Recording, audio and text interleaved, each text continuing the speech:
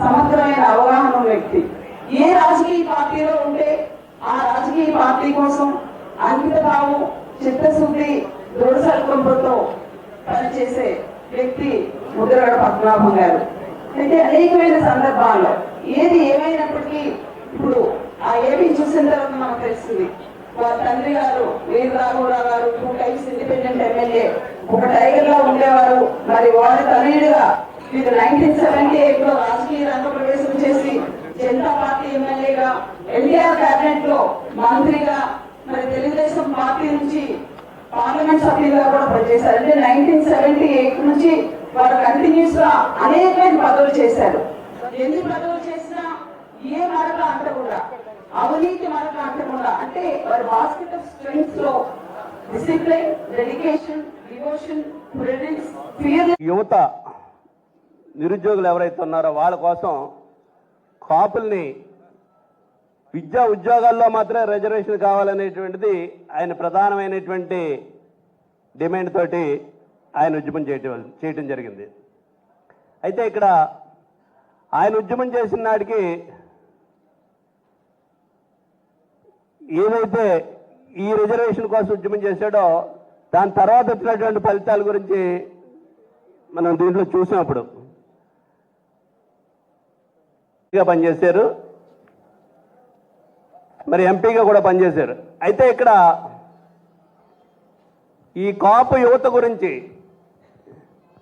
విద్యా ఉద్యోగాల్లో అవకాశం రావాలి, బీసీకి బీసీ రిజర్వేషన్ ఉంది, ఎస్సీల్లో ఎస్సీ రిజర్వేషన్ ఉంది, ఈ కాపుల్లో ఉన్నటువంటి యువత ఎవరైతే ఉన్నారో వాళ్ళకి విద్యా ఉద్యోగాల్లో అవకాశాలు కల్పించాలనేది.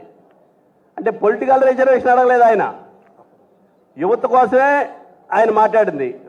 అయితే ఈ విషయం నేను ఎందుకు చెప్తున్నానంటే, ఆయన ఉద్యమం 94లో మొదలుపెట్టిన తర్వాత, అంతకుముందు 4 సార్లు ఎమ్మెల్యేగా పనిచేసిన 94లో ఆయన ఉద్యమం ప్రజాన్ని వేసుకున్న తర్వాత మళ్ళీ కిల్లంపూడిలో ఎప్పుడు ఎమ్మెల్యే అవ్వలేదు ఆయన.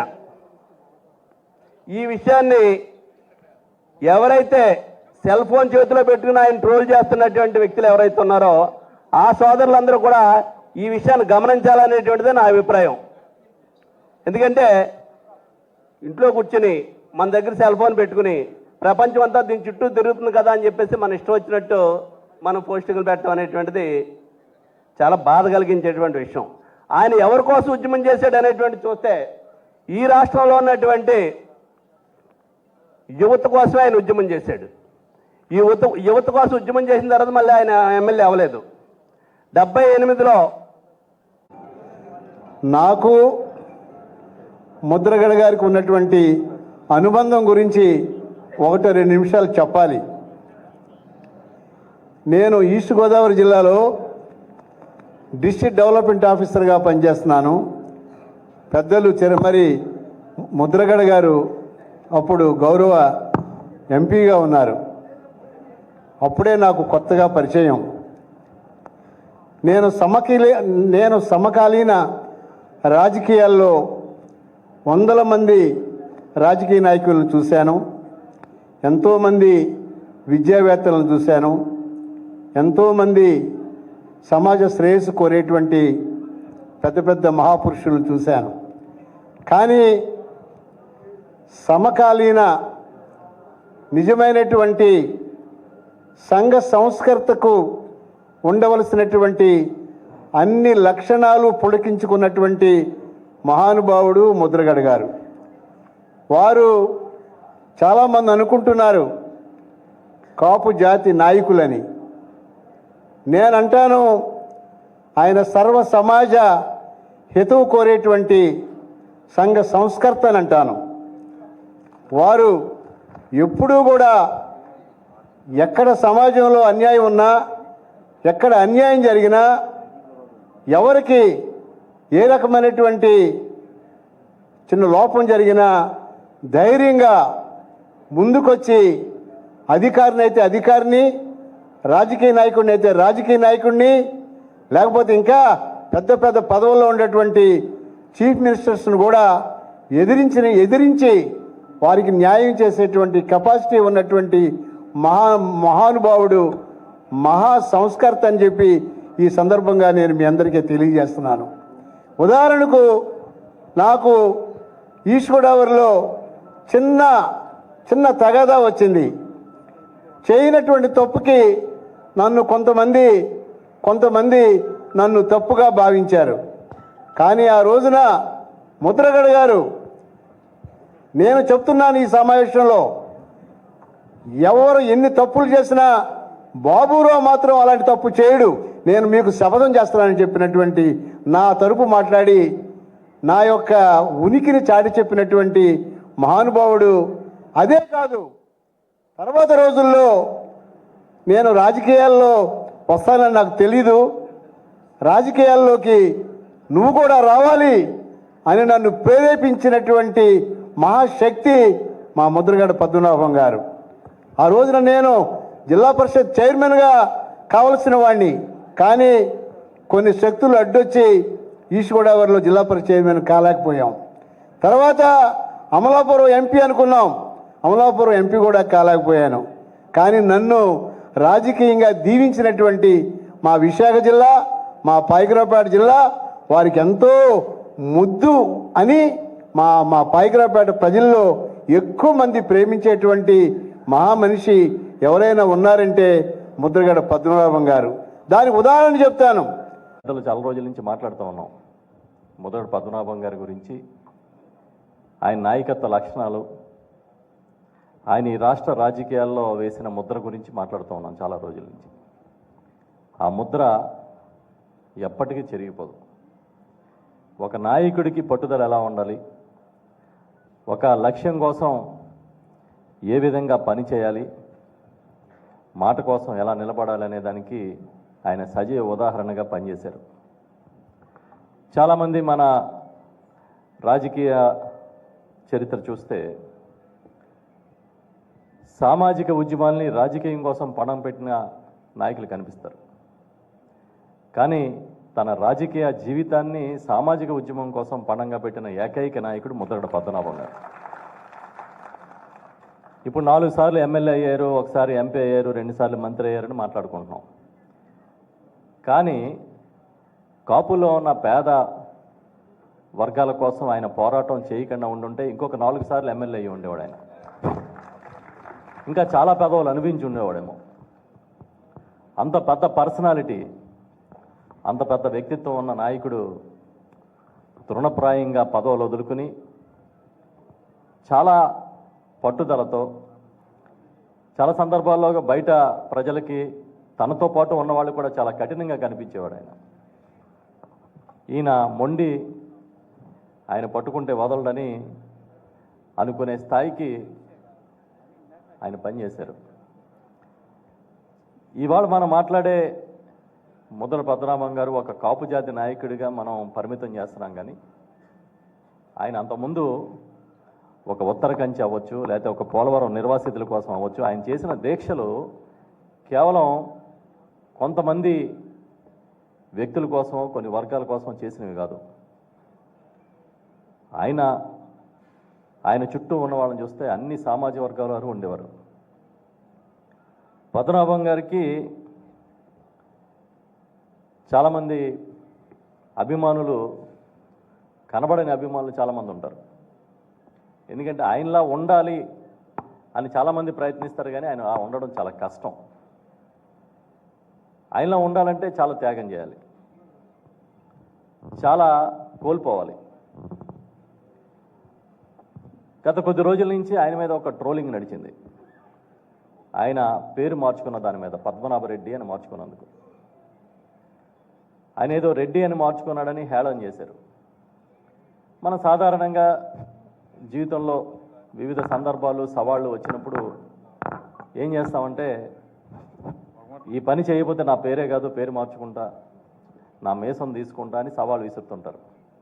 అలాగే పద్మనాభం గారు ఈ మాట చెప్పినప్పుడు నేను పేరు మార్చుకుంటానంటే ఇదేదో రాజకీయం అనుకున్నారు, కానీ అది వ్యక్తిత్వం అని పేరు మార్చుకున్న తర్వాత తెలిసింది.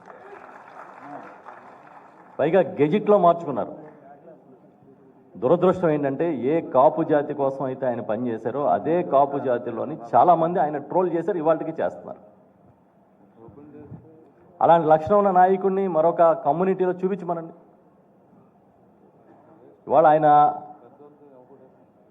మన నుంచి వెళ్ళిపోయి దివంగతుడైతే ఆయన తీసుకున్న నిర్ణయాలు భార్య పసుపు కుంకాలు తీయొద్దని, తనని ఖననం చేయమని, ఆనవాయితీ ప్రకారం ఎలాంటి కర్మలు చేయొద్దని చెబితే ఆయన చనిపోయిన తర్వాత కూడా పద్మనాభం గారిలాగే బతుకుతున్నాడు జనం గుండెల్లో. ఇదే ఇంకెవరన్నా అయ్యుంటే ఈ పార్టీకి ఆయన ఒక పెద్ద సంఘ సంస్కర్తలాగా ప్రచారం జరిగి ఉండేది, వేరే కమ్యూనిటీలో నాయకులు అయ్యి ఉంటాయి. దురదృష్టం ఏంటంటే ఇవాళకి దాని మీద ట్రోలింగ్ జరుగుతుంది. నేను వ్యక్తిగతంగా ఏం కోరుకుంటున్నానంటే, దయచేసి పద్మనాభం గారు లాంటి నాయకుడిని ఇన్స్పిరేషన్గా తీసుకోండి. వచ్చే జనరేషన్స్ కూడా ఆ ఇన్స్పిరేషన్, ఆ పట్టుదల అవసరం. పెద్దలు బొత్స సత్యనారాయణ గారు ఆ మధ్య ఒకరోజు పరామర్శకు వెళ్ళినప్పుడు పద్మనాభం గారి ఇంటికి, సరే ఆయన అయితే ఏ కార్యక్రమాలు చేయొద్దన్నారు కుటుంబ సభ్యుల్ని, మనమైనా అందరినీ పిలిచి ఒక చోట కూర్చోబెట్టి ఆయనకి ఘన నివాళి, తుది నివాళి అర్పిద్దామని చెప్పి అంటే త్రిమూర్తులు గారు కానీ ఇతర పెద్దలు అందరూ పూసుకుని, అర్హత కానీ బహుశా ఇక్కడ ఉన్నటువంటి వారు ఎవరికి లేదని నా అభిప్రాయం. ఎందుకంటే సహజంగా ఇప్పుడున్నటువంటి రాజకీయాల్లో కాలంతో పాటు ప్రస్తుతం ఉన్నటువంటి రాజకీయ పరిస్థితులతో ఎవరికారు మారుతూ వచ్చాం. కానీ ఆయన 78లో ఆయన మొదటిసారి ఎమ్మెల్యే అయినప్పుడు ఆయన ఏ రాజకీయ విలువలు అయితే పాటించాడో, మొన్న జూలై 14న ఆయన మరణించినటువంటి నాటి వరకు అదే రాజకీయ విలువలు పాటించినటువంటి ఒక మహోన్నతమైనటువంటి వ్యక్తి ఎవరన్నా ఉన్నారంటే అది ఒక్క ముద్రగడ పద్మనాభం గారు అని చెప్పి చెప్పక తప్పదు. పదవుల కోసం పోరాటం చేసినటువంటి నాయకులను చూసాం తప్ప పోరాటం కోసం పదవులు వదుకున్నటువంటి నాయకుడు ఎవరన్నా ఉన్నారంటే ఈ రాష్ట్రంలో ఒక్క ముద్రగడ పద్మనాభం గారు. 94 వరకు ఇప్పుడే పెద్దలు మాట్లాడుతూ, దాస్ గారు అలాగే పెద్దలు త్రిమూర్తులు గారితో మాట్లాడుతున్నప్పుడు చెప్తా ఉన్నారు వారు. 94 వరకు 4 పర్యాయాలు శాసనసభ్యుడిగా పనిచేసి, మంత్రిగా 2 సార్లు పనిచేసి, కులం కోసం ఎప్పుడైతే ఆయన పోరాటాన్ని ఎంచుకున్నాడో అక్కడి నుంచి మళ్ళీ ఆయన శాసనసభ్యుడు అయ్యేటువంటి అవకాశం ఆయనకు రాలేదు. అయినప్పటికీ ఆయన తీసుకున్నటువంటి పోరాటాన్ని ఈ రాష్ట్రంలో ఉన్నటువంటి కాపు భవిష్యత్తు కోసం, కాపుల తాలూకా భవిష్యత్తు కోసం, కాపుల పోరాటానికి అండగా నిలబడతానని చెప్పి తన జీవితాన్ని త్యాగం చేసినటువంటి గొప్ప వ్యక్తి ముద్రగడ పద్మనాభం గారు. వారితో నాకు ఉన్నటువంటి పరిచయం కేవలం ఒక దశాబ్ద కాలం అయినప్పటికీ మా తాతగారు అప్పన్న గారితో వారు మొదటిసారి శాసనసభ్యుడిగా, నా తండ్రి గురునాథరావు గారితో కూడా శాసనసభ్యుడిగా, దాదాపు 50 సంవత్సరాల నుంచి ఆ కుటుంబంతో అవినాభావ సంబంధం ఉన్నటువంటి కుటుంబంగా వారికి ఉన్నటువంటి స్థాయి. ఎందుకంటే నేను మంత్రిగా ఉన్నప్పుడు తాండవ షుగర్ ఫ్యాక్టరీ రైతులకు సంబంధించినటువంటి ఒక ఇష్యూ వస్తే, సార్ ఏ ఉన్నా చెప్పండి, మీరు ఒక కవర్ పెట్టండి, నేనే స్వయంగా వచ్చి మీరు ఏ ఇష్యూ ఉన్నా సరే దాన్ని సార్ట్అవుట్ చేస్తాననేటువంటి మాట చెప్పినప్పటికీ వారు ఎట్టి పరిస్థితుల్లో నువ్వు ఏ హోదాలో ఉన్నావో ఆ హోదాకి గౌరవం ఇవ్వాల్సినటువంటి అవసరం ఉంది అని చెప్పి వారే నేరుగా ఆ రోజు మా ఇంటికి వచ్చి ఆ రైతుల్ని తీసుకొని వచ్చి ఆ సమస్యకి పరిష్కారాన్ని చూపించినంత వరకు కూడా ఆ వయసులో కూడా వారు ఆ విలువల్ని పాటించారనేటువంటిది తప్పకుండా ఇప్పుడున్నటువంటి తరం వారిని చూసి నేర్చుకోవాల్సినటువంటి అవసరం ఎంతైనా ఉందనేటువంటి విషయాన్ని కూడా తెలియజేస్తూ ఉన్నాం. వారు మరణించినప్పటికీ వారు ప్రభుత్వాన్ని కానీ సమాజానికి వేసినటువంటి కొన్ని ప్రశ్నలకు ఇంకా సమాధానం దొరకాల్సినటువంటి అవసరం ఉంది. వారు తీసుకున్నటువంటి పోరాటానికి ఫలితాన్ని తీసుకురావాల్సినటువంటి బాధ్యత అందరి మీద ఉంది. వారు చూపించినటువంటి కాపు కులానికి ఉన్నటువంటి ఆత్మగౌరవాన్ని నిలబెట్టినటువంటి వ్యక్తిగా వారు ఆ ఆత్మగౌరవాన్ని నిలబెట్టాల్సినటువంటి బాధ్యత ఇక్కడ ఉన్నటువంటి ప్రతి ఒక్కరి మీద ఉంది. దానికోసం మనందరం కలిసి ఆశయాలకు అనుగుణంగా పోరాటం చేద్దాం. ఆశయాలకి, వారి ఆలోచనలకి, వారి ప్రశ్నలకి సమాధానాన్ని మనందరం కూడా కలిసి ప్రయత్నిద్దాం అని చెప్పి ఈ సందర్భంగా మరొకసారి తెలియజేసుకుంటూ, మరి వారి సంతాప సభలో మాట్లాడేటువంటి అవకాశం వారికి చేసిన సేవలను కొనియాడుకోవడానికి ఈ సభ ఏర్పాటు చేసుకున్నాం. కానీ నా ఉద్దేశం ఇది సబ్స్టెన్స్ సభ కాదు, ఇది ఒక సందేశ సభ.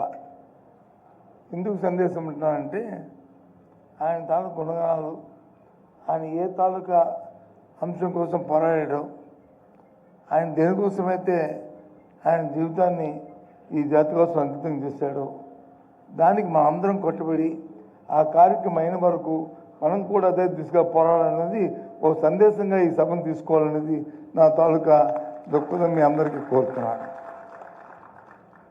ఇది పుట్టినమాడు గిట్టక తప్పదు. ఇప్పుడే ఇందాక చాలామంది మాట్లాడమని చెప్పారు. కానీ ఆయనలో ఒక మత్తర కార్యక్రమం ఏంటంటే ఒక పట్టుదల.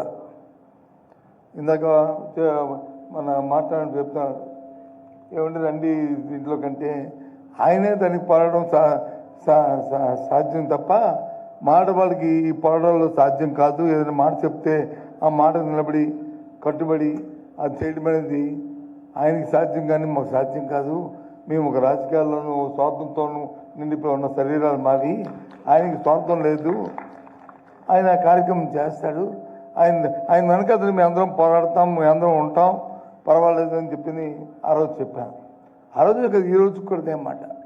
ఎందుకంటే ఏదైనా ఒక నాయకుడు ఒక అంశం గురించి తీసుకున్నప్పుడు ఆ కార్యక్రమం తీసుకున్నప్పుడు చాలామంది పరిపరి విధాలుగా వచ్చి వారి అభిప్రాయాలు చెప్తుంటారు. వినడం తప్పు కాదు, కానీ తీసుకున్న నిర్ణయాన్ని మాత్రం నిర్దిష్టంగా అమలు జరిపే నాయకత్వం, అమలు జరిపే అలవాటు, ఆలోచన ఉండడం అనేది ఆ నాయకుడు తాలూకు సహజ గుణపతి. అది మన పద్మనాభం గారికి పద్మనాభం ఉంది. అందుకే ఆయన మహానాయకుడయ్యాడు. ఎక్కడెక్కడ ఆంధ్ర రాష్ట్రంలో ఎక్కడ తప్పెట్టినా ఈ రకంగానే అందరూ వస్తున్నారు. మరి ఎంతోమంది మనం చూసాం మన జీవితంలో.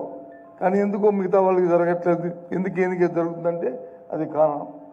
ఏదేమైనప్పటికీ కూడా ఆయన ఆశయము, ఆయన తాలూకు ఆలోచన ఏదైతే ఉందో ఈ జాతికి ఏదైతే జాతిలో ఉన్న రుగ్మతలు, జాతిలో ఉన్న ఏదైతే వీరికి కావాల్సిన అవసరాలు ఈ ప్రభుత్వాలు చేయాలనే కోరిక ఏదైతే నిర్ణయించుకున్నారో అది నిర్ణయం అయిన వరకు కూడా మనందరం కలిసిగా పోరాడదాం. సరే, రాజకీయాలు అనేవి తప్ప మాకు. ఎందుకంటే రాజకీయ పార్టీ అనుకున్నప్పుడు ఆ పార్టీలో ఉన్న వాళ్ళందరూ కూడా వాళ్ళు వచ్చి సాధువులు తపస్సు చేసుకున్న కాదు, ఆ పార్టీని పోషించుకోవాలి, ఆ పార్టీని గెలిపించుకోవాలి. కానీ దాంతోపాటు వచ్చిన తర్వాత పార్టీ వచ్చిందంటే కాదు, ఇందాక తిరుమతి చెప్పినప్పుడు ఆ పార్టీలో మనం ఉన్నాం కాబట్టి మనకు కూడా ఏం జరిగింది, మన వాళ్ళకి ఏం జరిగింది అనేది కూడా చూసుకోవాల్సిన అవసరం ఉంది. ఆ కార్యక్రమం కూడా చేసుకోవాల్సిన అవసరం ఉంది. అందుకే మనందరం కూడా దాంట్లో పోరాడాల్సిన అవసరం ఉంది. అది నా తాలూకా వ్యక్తిగత అభిప్రాయం. ఇది ఎవరేమనుకున్నా సరే. కాబట్టి ఈ నిర్ణయాన్ని మనం అందరూ ఆలోచించుకుని ముద్రగా 19 తారీఖు కోరికలు తీర్చడానికి, వారి తాలూకు ఆశయం సిద్ధించడానికి మనందరం కలిసికట్టుగా ఈ సభలో ఒక ప్రమాణం చేసుకొని ప్రతి ఒక్కరు వెళ్ళి ఆయన తాలూకా ఆత్మశాంతి చేకూరాలంటే ఇక్కడికి వచ్చిన అందరూ కూడా ఇక్కడ భోజనం చేసి వెళ్ళండి. ఎందుకంటే భోజనం పెట్టి అందరికీ ఉందా లేదా? తోట రామకృష్ణ గారిని కూడా వేదికకి వచ్చి ఆ 3 తీర్మానాలు అందరూ ఉండగా చదవాల్సిందిగా కోరుతున్నాను.